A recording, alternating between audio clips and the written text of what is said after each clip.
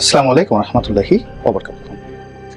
সম্মানিত দর্শক, সারা দেশে এক জটিল পরিস্থিতি, যেটিকে ইতিহাসের সংকটময় এবং সবচেয়ে সঙ্গীন এবং যাকে বলা হয় এটাকে কি বলবো, দুই পর্বতের মাঝে যে গিরিখাত রয়েছে, তো সেই গিরিখাত যখন ফেটে যায় এবং দুই পাশের যারা যাত্রী থাকে, ওই গিরিখাতের মধ্যে যাত্রী থাকে, সেই যাত্রীদের মধ্যে যখন একটা বিভেদ এবং বিসংবাদ তৈরি হয়ে যায়, তখন যেরকম একটা পরিবেশ পরিস্থিতির সৃষ্টি হয়, এটিকে উভয় সংকট বলা যাবে না, এটিকে সাধারণ সংকট বলা যাবে না, অদ্ভুত এক সংকট যেটা অতীতে কখনো ঘটেনি। এরকম একটি পরিবেশ এবং পরিস্থিতি বাংলাদেশে তৈরি হয়েছে, এবং এই পরিস্থিতিটা তৈরি হয়েছে কোটা বিরোধী আন্দোলন নিয়ে। আর কোটা বিরোধী আন্দোলনটি সর্বাত্মক হয়েছে। সরকার প্রথম দিকে তাদেরকে তুচ্ছ করেছে, তাচ্ছিল্য করেছে, এবং তারা একটা খেল তামাশাকে খুব সহজে যে কোনো সময় দমিয়ে দিতে পারবে এরকম একটি কনফিডেন্স নিয়ে, আত্মবিশ্বাস নিয়ে তারা এটিকে মন্দ মানুষদের দ্বারা এটিকে হ্যান্ডেল করেছে। ফলে কি হলো, দীর্ঘদিন যে বাঙালি ঘুমিয়েছিল, দীর্ঘদিন যে বাঙালির সাহস নিয়ে অনেকে তুচ্ছ এবং তাচ্ছিল্য করছিল, এবং এই বাঙালির তরুণ সন্তানদেরকে, যারা হাইব্রিড, যারা ফার্মের মুরগি, যারা রাজনীতি না জানা একটা বেড়ে ওঠা ফেসবুক সম্প্রদায় হিসেবে অনেকের দ্বারা নিন্দিত হচ্ছিলেন, তারা এই মুহূর্তে পৃথিবী কাঁপাচ্ছে। কেবল বাংলাদেশ নয়, সারা দুনিয়াকে কাঁপাচ্ছে। জাতিসংঘ তাদের পাশে দাঁড়িয়েছে, আমেরিকা তাদের পাশে দাঁড়িয়েছে, ভারত তাদের পাশে দাঁড়িয়েছে, দিল্লি তাদের পাশে দাঁড়িয়েছে, কলকাতা দাঁড়িয়েছে, এবং পৃথিবীর যত গণমাধ্যম আছে সবাই দাঁড়িয়েছে। আর বাংলাদেশের এইরকম গণজাগরণ, ঠিক গণ অভ্যুত্থান আর গণজাগরণ, এই দুটোর মধ্যে যে পার্থক্য রয়েছে, সেই পার্থক্যটা আর এই মুহূর্তে নেই। এখানে গণজাগরণ বলতে যেটিকে বোঝায় রেনেসা, অর্থাৎ মানুষ তার অধিকার সম্পর্কে, তার দায়িত্ব এবং কর্তব্য সম্পর্কে সচেতন হয়েছে। আর এই সচেতনতাটাকে রাজপথে নিয়ে এসেছে অভ্যুত্থানের মাধ্যমে। ফলে আমাদের দেশের 52 ভাষা আন্দোলন, 69-এর গণ অভ্যুত্থান, এই সকল ইতিহাসের, কিংবা স্বৈরাচার বিরোধী আন্দোলন 80-র দশকে, সব কিছুকে ছাপিয়ে এই সময়ের যে গণ অভ্যুত্থান এবং গণজাগরণ, এটি নতুন ইতিহাস তৈরি করেছে। ফলে আগামীর পৃথিবী আমরা এই তরুণদের মাধ্যমে একটি চমৎকার বাসযোগ্য ভূমিতে পরিণত করতে পারব। এই স্বপ্ন এখন যারা বৃদ্ধ হয়ে গেছেন, যারা জীবনে আশা ছেড়ে দিয়েছিলেন, এবং যারা ঠিক জীবনের যে অতীতের কর্মকাণ্ডগুলো সেগুলো নিয়ে অনুশোচনা করছিলেন, তারা এখন নতুন করে বাঁচার স্বপ্ন দেখছেন তারুণ্যের জয় গায়নের মাধ্যমে।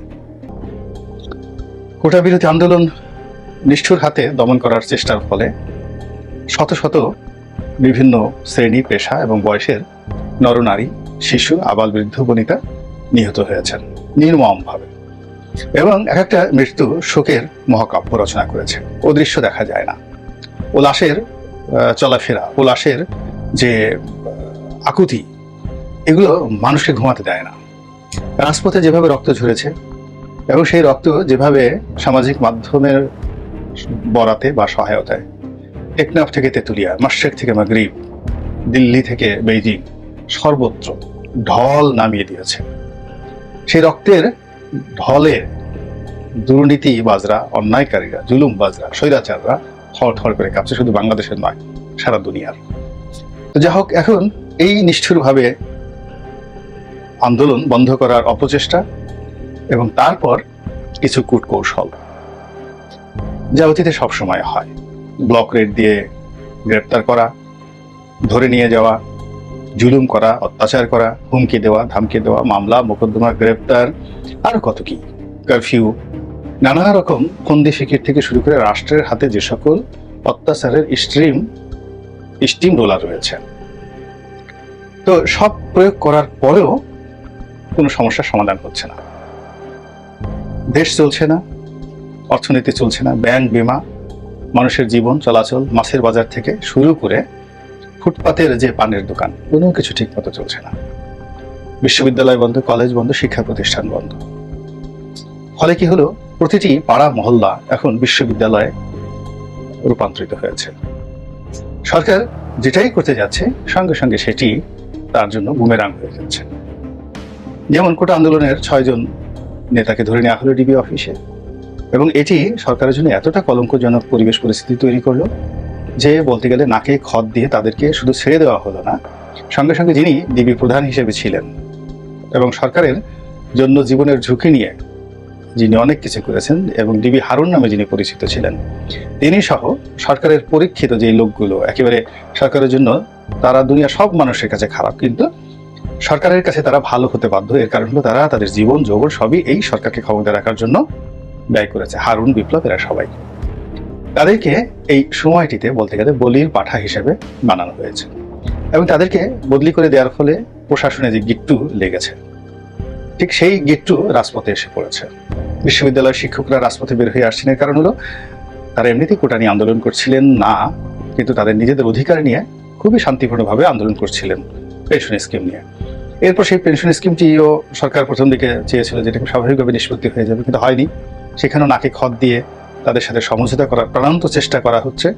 কিন্তু সরকার সমর্থক যে সকল শিক্ষক নেতা আছেন তারা সর্বোচ্চ চেষ্টা করেও সার্বজনীনভাবে এই শিক্ষকদেরকে এক প্ল্যাটফর্মে আনার ব্যাপারে এখনো গ্রিন সিগন্যাল পায়নি। ফলে বিশ্ববিদ্যালয় খুলে দেওয়ার পরে শিক্ষকরা তাদের যে দাবি, পেনশনের যে দাবি, সার্বজনীন পেনশন থেকে তাদেরকে বাদ দেওয়ার যে দাবি, এটি কিভাবে নিষ্পত্তি হবে এই বিষয়টা এখনো বলা যাচ্ছে না। আর অন্যদিকে যেটা হচ্ছে, এই কোটা বিরোধী আন্দোলন থেকে ছাত্রদের দূরে সরিয়ে রাখার যে অপচেষ্টা, এর ফলে শিক্ষকরা এবং অভিভাবকরা এখানে নেমে এসেছে এবং তার সঙ্গে তৈরি হয়েছে আরেকটি জটিল অবস্থা। সেটা হলো দেশের যারা সেলিব্রিটি রয়েছে, বিভিন্ন অঙ্গনে যারা অনুকরণীয়, সেই টেলিভিশন সিনেমার নায়ক নায়িকা থেকে শুরু করে বিভিন্ন রকম যে পেশা এবং শ্রেণীর অনুকরণীয় যারা ব্যক্তিত্ব, তারা সবাই রাজপথে নেমে এসেছেন এবং শিক্ষার্থীদের সঙ্গে তারা একাত্মতা প্রকাশ করেছেন এবং প্রতিদিন অদ্ভুত অদ্ভুত শিরোনাম দিয়ে, আকর্ষণীয় সব শিরোনাম দিয়ে রাজপথে তারা থাকছেন, তারা হাজির হচ্ছেন। কোনো অবস্থায় তাদের ঘটানো যাচ্ছে না। তারা মার্চ ফর জাস্টিস করছেন, তারা তাদের জন্য জীবন দিয়েছেন। এই সময়টিতে তাদেরকে শহীদ আখ্যা দিয়ে, বীর আখ্যা দিয়ে, এই বীরদেরকে স্মরণ করার জন্য তারা সারা বাংলাদেশে তারা একের পর এক অনুষ্ঠান করে যাচ্ছেন। এই যে অভিনব যে তাদের আন্দোলনের পদ্ধতি এবং প্রক্রিয়া, এর ফলে সরকার ক্রমশ বিব্রত হয়ে যাচ্ছে। জনমত প্রবল হয়ে যাচ্ছে আন্দোলনকারীদের পক্ষে, সরকারের বিরুদ্ধে জনমত প্রবল থেকে প্রবল হয়ে যাচ্ছে। আর সরকারের যে কিছু অথর্ব মন্ত্রী রয়েছেন, জ্ঞান গরিমা চিন্তা চেতনায় কথাবার্তায় অশ্লীল, অশ্রাব্য এবং আপাদমস্তক পায়ের নখ থেকে চুল পর্যন্ত একেবারে দুর্নীতিতে যারা আকণ্ঠ নিমজ্জিত এবং যাদের লেখাপড়ার মান একেবারেই নিম্নমানের, সেই সমস্ত লোকদেরকে দিয়ে রাষ্ট্রের গুরুত্বপূর্ণ বিষয় এবং এই রাজনৈতিক বিষয় আদি এমনভাবে সরকারের পক্ষ থেকে নিয়ন্ত্রণ করার চেষ্টা করা হচ্ছে, তার ফলে খোদ আওয়ামী লীগের মধ্যে বিপ্লব শুরু হয়েছে, বিদ্রোহ শুরু হয়েছে। এই যে 11টা দিন 12টা দিন যে সারা বাংলাদেশ ইন্টারনেটবিহীন অবস্থায় রইল, এর ফলে বর্তমান সরকারকে যে ক্ষয়ক্ষতির মোকাবেলা করতে হচ্ছে এবং আগামীতে করতে হবে, এর দায় সরকারের মন্ত্রী পলক সে কতটা নেবে বা পলকের উপর কতটা বর্তাবে?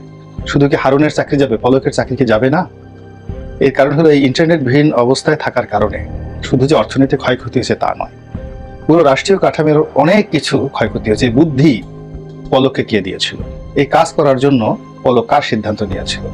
বা অন্য কেউ যদি পলককে কোনো সিদ্ধান্ত দিয়ে থাকে, পলক সেই সিদ্ধান্ত মানতে কি বাধ্য ছিল? তাকে কেন নিয়োগ দেওয়া হয়েছে? সেই বিষয়গুলো বোঝার ক্ষমতা কি তার ছিল? তা না করে এই যে পুরো দেশটিকে অন্ধকারের মধ্যে রেখে দিন দুনিয়া এবং আখেরাত এবং বাংলাদেশের সঙ্গে বহির্বিশ্বের সম্পর্ক এবং ইন্টারনালি যে কানেক্টিভিটি, এর মধ্যে যেটা হৃদয় একটা ছন্দ ছিল, পুরো ছন্দের পতন ঘটিয়ে দিয়েছে।